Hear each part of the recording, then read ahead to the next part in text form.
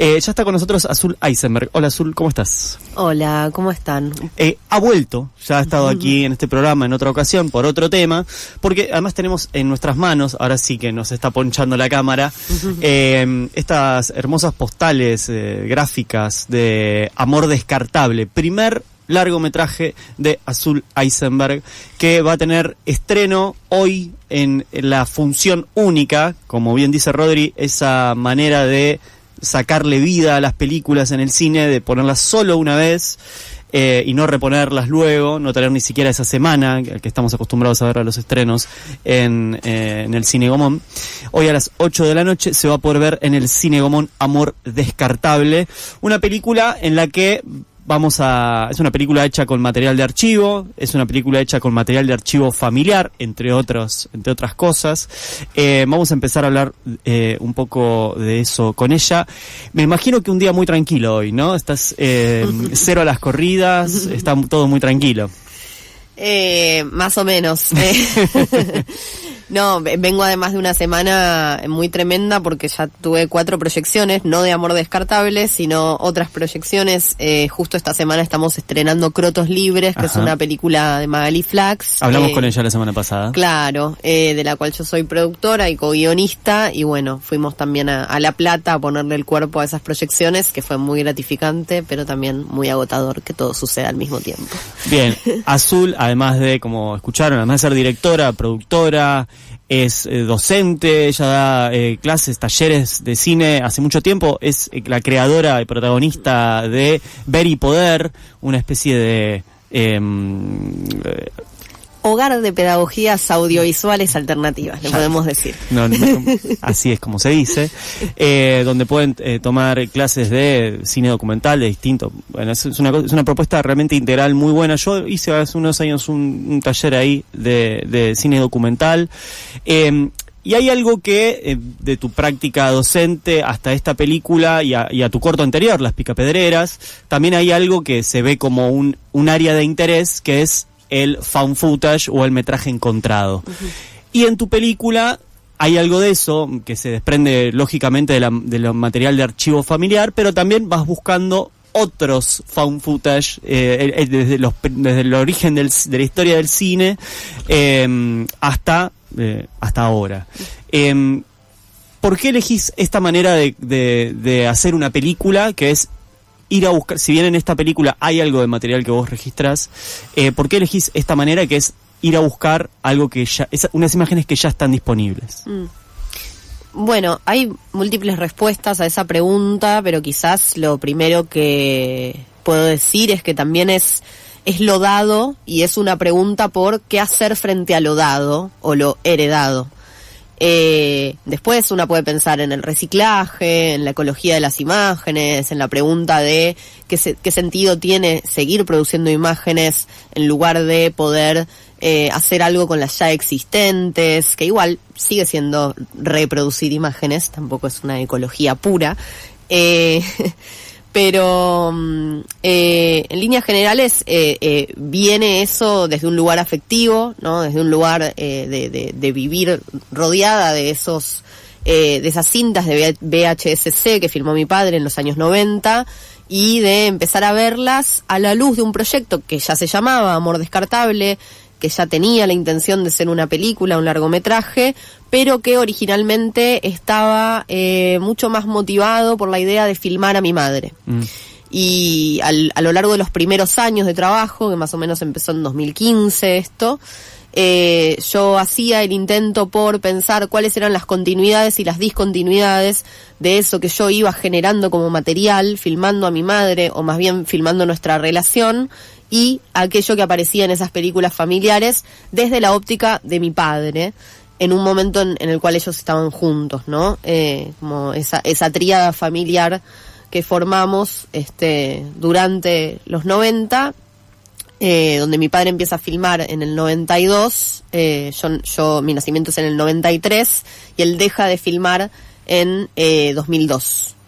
Entonces, esa es un poco la motivación. Después, desde el lugar ñoño docente, también te puedo decir que me parece como sumamente atractivo el hecho de que películas hechas con material preexistente existen, que tengamos noticia, desde la década del 20, pero durante aproximadamente 50 años, hasta la década del 80, eso no es reconocido como un gesto del cine, como un movimiento, como una práctica. O sea, durante 50 años las películas hechas con un material preexistente están como medio al borde de no ser películas o de no ser consideradas por la gran historia.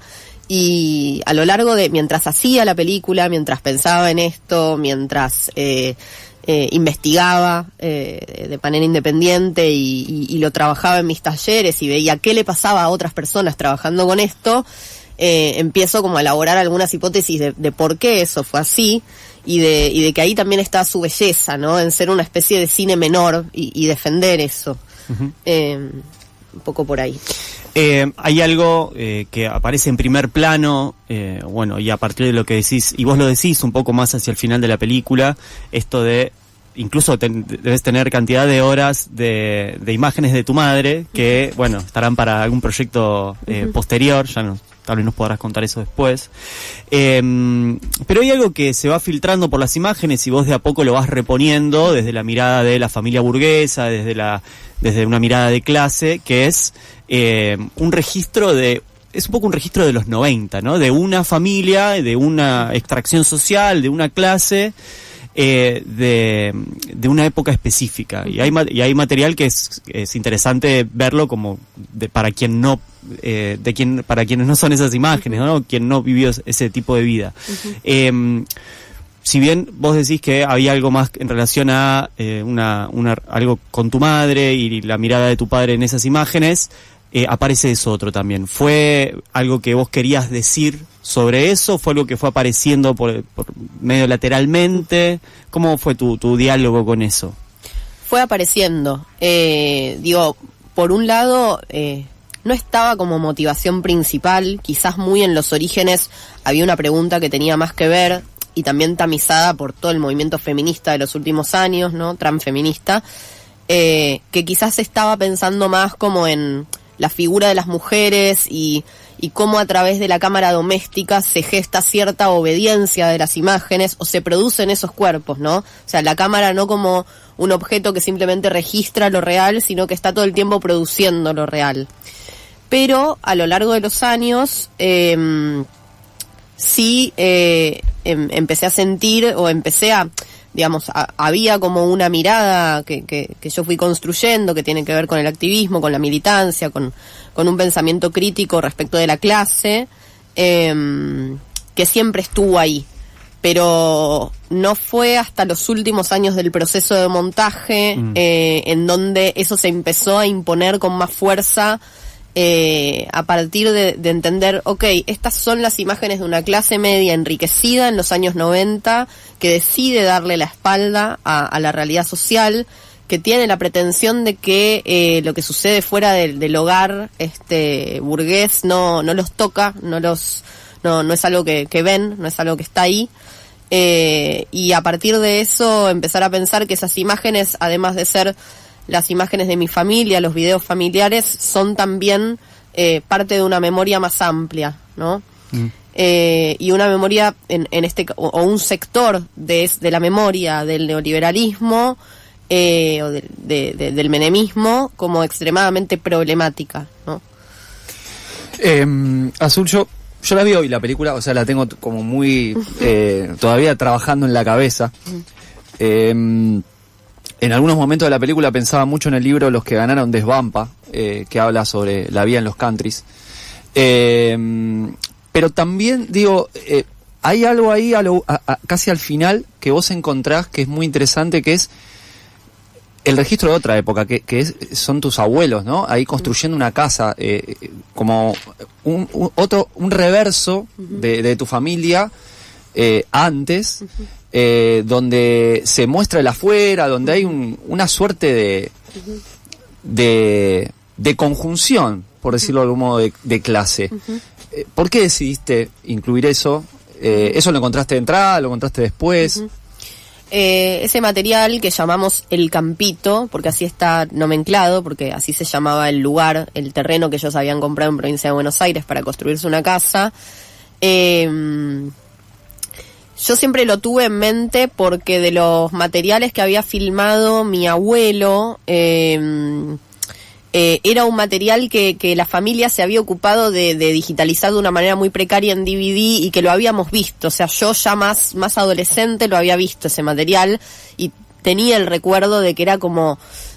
Son imágenes muy prístinas, es imposible no conmoverse, incluso si no dicen, no tienen audio, digamos, y no hay una narración, ¿no? Son imágenes crudas y son muy conmovedoras. Y creo que a medida que fui ensamblando las partes de la película, eso me empezó a llamar, lo volví a ver, lo digitalicé, después me decidí a ponerlo en el montaje, lo mandé a escanear, es un rollo de Super 8, y empecé a entender que esas imágenes podían ofrecer como una fuga, le podían dar un respiro a eso que se volvía muy opresivo, muy encerrado, muy individual, y que si bien esas imágenes no guardan una imagen épica de la revolución en mayúsculas, ni tampoco le adjudico eso de manera explícita a esa parte de la familia, aunque mi abuela y mi abuelo siempre fueron personas muy de izquierda,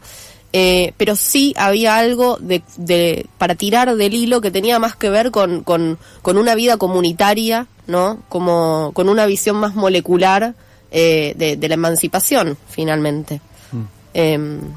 Sí. Estamos hablando con Azul Eisenberg, directora de Amor Descartable, película que se va a poder ver hoy en el Cine Gomón a las 8 de la noche. ¿Ya sabes en qué sala?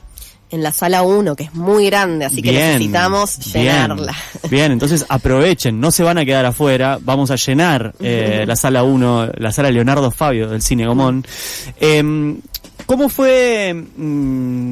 si en el proceso fuiste mostrando algo, ¿no? A esas imágenes a tu familia, a tu mamá, a tu papá, y cómo fue el momento del estreno, porque sé que estuvieron ahí cuando lo proyectaron en el Doc Buenos Aires.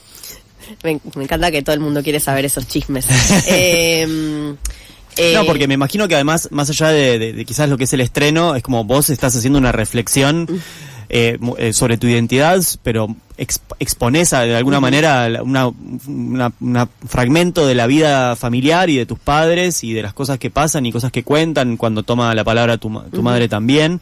Entonces eso me imagino que al menos en un primer momento debe ser algo fuerte para quien lo ve. Sí. Hace muchos años que ellos, mi madre y mi padre siempre supieron que yo estaba haciendo una película, sabían que estaba usando sus imágenes, sabía que iba a contar cosas como comprometidas, si se quiere, acerca de sus vidas o íntimas, y más mi mamá teniendo esa conciencia por todo lo que yo la filmé y por grabarla en audio y demás. Pero no les mostré armados, y yo también digo mucho en las clases cuando acompaño a personas que están trabajando con materiales de archivo familiar, que hay que cocinar la cosa, hay que bancarse, como estar en esa interioridad con los materiales, estar con gente afín, como sobre todo cuando nos vamos a meter con algo que es incómodo, porque una mirada familiar desde afuera te puede devolver algo que te trunque el proceso.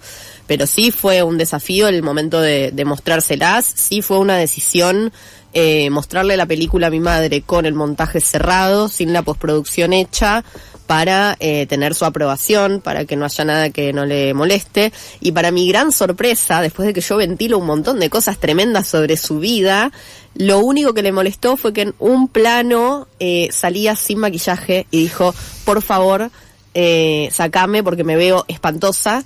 Y yo le dije, bueno, espera mañana, quizás es la primera impresión, mañana la miras de vuelta y me decís, pero es un quilombo, sacar un plano para poner otro, ¿cómo lo reemplazo? Y la volvió a ver y me volvió a decir, sácalo, sí o sí. Entonces lo tuve que sacar, por suerte encontré uno de la misma duración, incluso mejor. Bien. Es un detalle muy chiquito, pero algún espectador hace poco me lo remarcó y dije, ese es el plano reemplazado. Entonces ahí estuve muy muy contenta y muy tranquila. A mi padre se la mostré sin verla yo con él, también con bastante miedo. Y para mi sorpresa también recibí toda una mirada de la película, como por un lado como muy contento él como con la narración, o sea, con cómo se lleva la narración adelante como película en sí, y después con varios peros, pero nada a ser cambiado. También hay una pregunta muy fuerte que es como, ¿qué interpreta él, en este caso, de esta crítica que yo hago? Somos dos generaciones distintas, con dos formas de vida muy distintas, por más de que seamos padre e hija, y hay cierto lenguaje que quizás no compartimos, ni mejor ni peor, sino que el entendimiento nunca es total, claro. Y eso es interesante también. Voy a salir un poquito de Amor Descartable. Vos venís de hacer un corto, Las Picapedreras, sobre las mujeres en las... en Tandil hay una cantera de picapedreros, ¿no? Que mencionaba acá la otra vez también Magalí, cuando conversamos con ella. Ahora estás estrenando Amor Descartable, que supongo que seguirá buscando salas para ser vista, seguirá buscando espectadores. Pero después de hacer algo con una carga tan íntima o familiar, o una reflexión identitaria, y vos seguís trabajando con material encontrado, ¿qué sigue? Ahí ya sé que hay algo en carpeta, no sé en qué estado de desarrollo, pero ¿qué sigue después de esto? Bueno, parece que no le puedo escapar a hacer películas con y contra la familia. Es como una maldición o una bendición, no sé.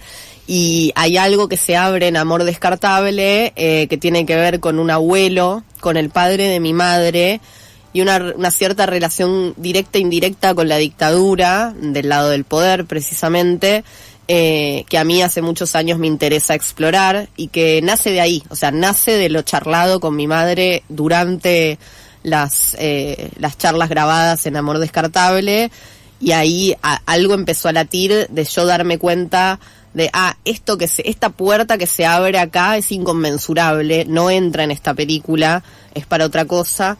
Entonces sí puedo adelantar que tiene que ver con se llama Los Grandes Ausentes por ahora, y estamos trabajando en una primera versión que va a ser una suerte de mediometraje, porque conseguimos un apoyo de la provincia de Buenos Aires, una convocatoria. Igualmente todavía nunca vimos ese dinero, lo tengo que decir, ya hace muchos meses, seguimos esperando. Pero es una investigación que explora algo alrededor de los desaparecidos de Mercedes-Benz en el 76-77, pero sobre todo explora más bien el año 75 como un punto álgido de luchas obreras y de organización sindical, y trato de pensar un poco como qué imaginarios podemos tomar y cómo podemos reinterpretar, en cierto sentido, esas formas de organización de la violencia en nuestro mundo de hoy. Hay algo de eso. Tenemos que ir cerrando, no sé si te había quedado algo, Rodri. Es una pregunta que no solemos hacer acá, pero me queda la pregunta y la quiero hacer ya que la tenemos Azul acá. ¿Por qué el nombre?